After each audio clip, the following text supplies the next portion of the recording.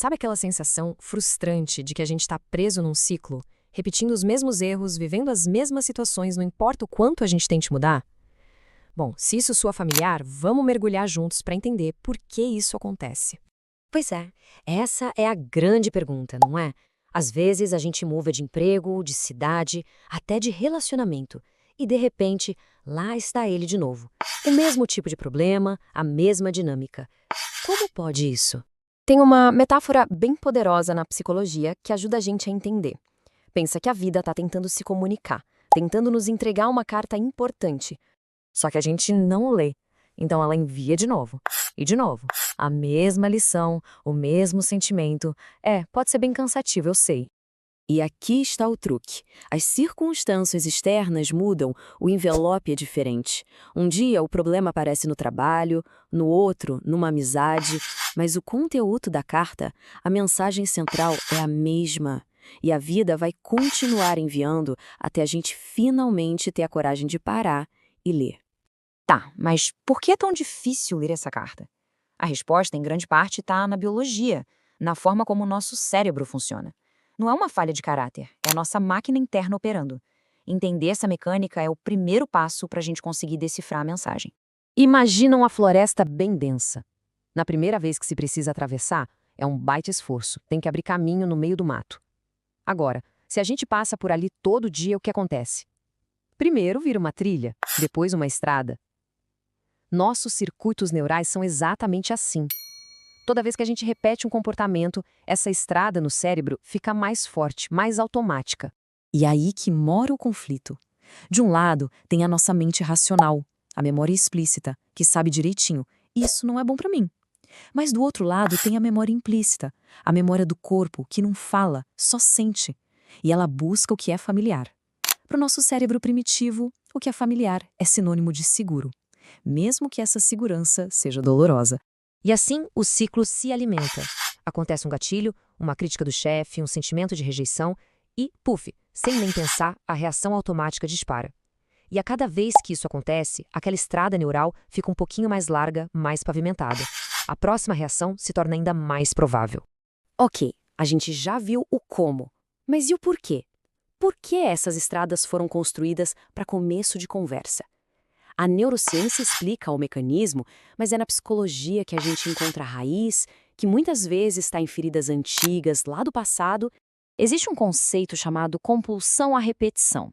É uma tentativa totalmente inconsciente da nossa mente de curar um trauma antigo. O cérebro nos coloca em situações que lembram a ferida original. Abandono, rejeição, o que for, com uma esperança secreta que dessa vez o final seja diferente. É como se a gente tentasse voltar no tempo para reescrever a história. Pode parecer loucura, né? Se apegar a uma dor, mas faz sentido. A dor que a gente conhece é previsível. O cérebro já sabe como lidar com ela. Já a mudança é um território desconhecido e isso assusta. Às vezes, a identidade de uma pessoa fica tão ligada aos seus problemas que mudar parece que é perder uma parte de si. Então, o ponto central é esse. Por trás de cada padrão que se repete, não tem só dor, tem também uma esperança. Uma esperança profunda de que, ao reviver aquela dinâmica, a gente finalmente consiga a cura, a vitória ou o controle que não teve lá atrás. Certo, o cenário parece um pouco sombrio, mas não é. A gente entendeu o problema. Agora, como é que se sai disso? A saída não é se culpar, nem culpar o mundo. É mudar a nossa postura. Assumir o papel de aprendiz. Olha que interessante. Há quase 2000 anos, o filósofo estoico Marco Aurélio já dizia algo parecido. Nada acontece ao homem que não seja próprio de um homem. O que ele queria dizer com isso?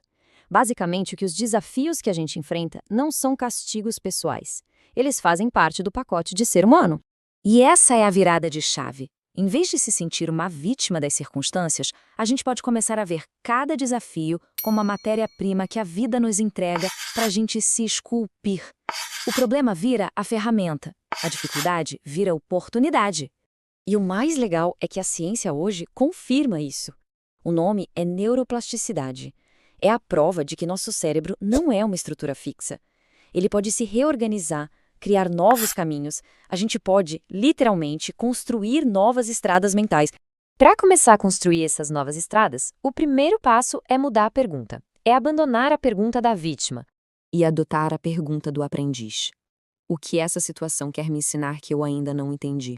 Essa simples troca de pergunta é poderosíssima. Ela tira o foco da dor e coloca na lição. E nos coloca de volta no controle da jornada.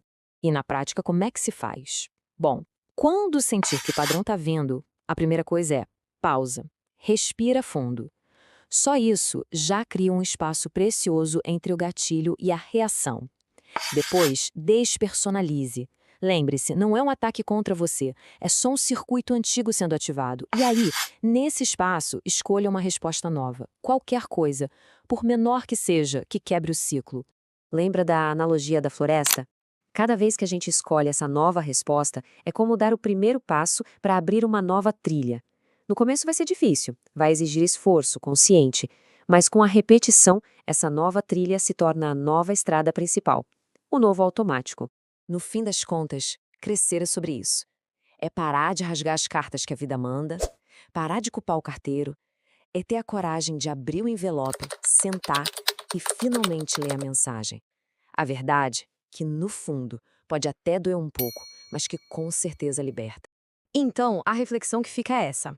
Qual é a carta que a sua vida continua te enviando, só que em envelopes diferentes? Qual é a mensagem que está aí, quietinha, esperando para ser lida? Quem sabe hoje não é um bom dia para a gente parar, respirar e finalmente descobrir o que ela tem a dizer.